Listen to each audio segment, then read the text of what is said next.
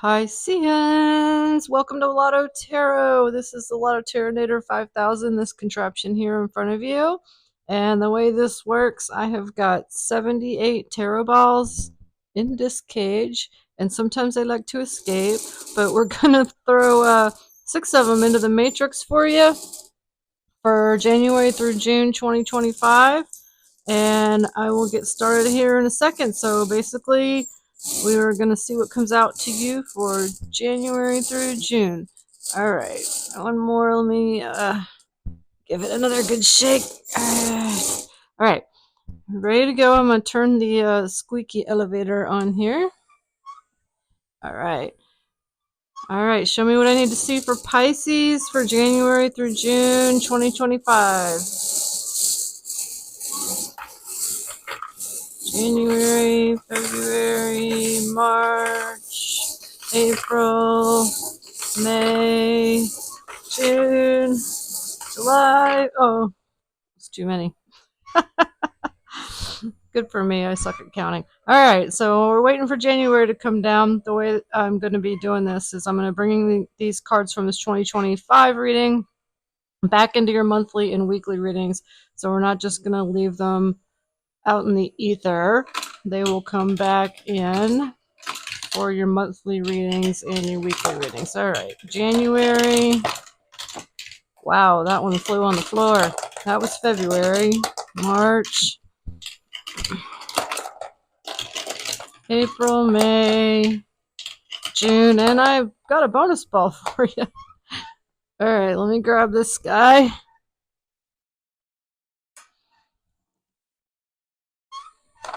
February. Oh, nice. The magician flew into the air.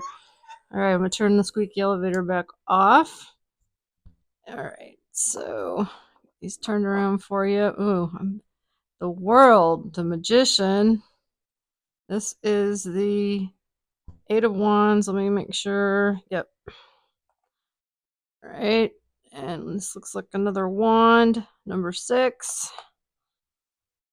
And number 9. Wow, a lot of fire and major arcana so far for you, Pisces. And the 10 of Swords. Ruh-roh. Okay. So January, February, March, April, May, June, and this extra ball I am going to keep for the end because this is the moon.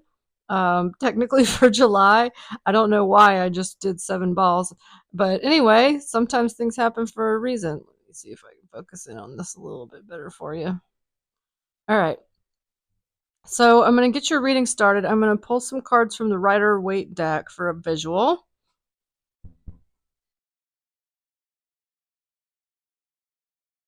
So starting off in January with the World card, this is one of my cards that's also got some other zodiac signs on it that I should mention. That would be Leo with the lion, Taurus with the bull, and then there's an Aquarian looking dude to me, and a bald eagle or an eagle. So however that might mean to you, number 21 in the tarot deck. This is basically one of those cards that's really positive for you for January. So this is kind of like you've got the world at your feet, the world is your oyster, that type of thing for me. And so again, we're going to pull these cards into your monthly and weekly readings. So we will readdress that along with the other cards that come out for January. This card is not associated with any specific zodiac sign, but does have a correlation with Capricorn. Just wanted to mention that. Now, the Magician for February, and that's the one that went flying, so doing some magic tricks already. This is card number 1, although the Fool is 0, so it is the first card, sort of. The Magician is also not associated with any particular zodiac sign, but is mercurial, so Gemini. And here, I mean, you know, it's February. This is like I'm turning water into wine, spinning gold out of hay, however you want to look at that, like you're really rocking and rolling. This is also one of my infinity symbol signs, so just keeping that in mind with that infinity symbol over his head. That just means to me that they're also the world falls into that category for some readers. So because of the circular, I mean, it's a very like infinity energy that kind of just dictates that these are going to be 2 really good months for you. And going into March with the Three of Wands. Now, all of these wands you've got here, this is a very fiery, fast moving sign. So, after those two majors in March, it looks a little bit more like slowing down and kind of contemplating, looking out into the sky and seeing what the future may bring. So, I'm going to go with that for you guys for March. It's also more of a desert scene as opposed to water or a sea. So, it's kind of like, ships coming in, but not exactly because we're on sand, whatever. And I just want to mention that because it is a little bit more warm, dry, and feels like a little bit of a break. All right, so for April, the Six of Wands. This is a victory card for me. This is a young man on a horse. It has got a little bit of a page or a knight feeling. But basically, this one, obviously, with the wreath on his wand and carrying it like in flag formation and the laurel leaves. Very regal, very moving forward. There could be a little bit of ego associated with this card, so just keep a lookout for that in your April reading, but definitely some type of celebration and maybe even recognition, victory type of thing. Now, for the Nine of Wands, also same thing, fast moving, coming in hot type of thing. This could be a little bit of struggle bus for me. This one is where this young man has a blindfold, but he's pulled it off. So he's looking around, maybe a little bit paranoid, has a lot going on for sure, and is trying to sort of figure out what's the way out of this mess. Again, I'm going to pull this into your May reading, so we'll see how that correlates with the other cards we get for May. And now for June, the Ten of Swords. This is my least favorite card in the deck, and just wanted to say it. This is being stabbed in the back. There's, really nothing pretty about this card for me, even compared to some of the other cards people think are nasty.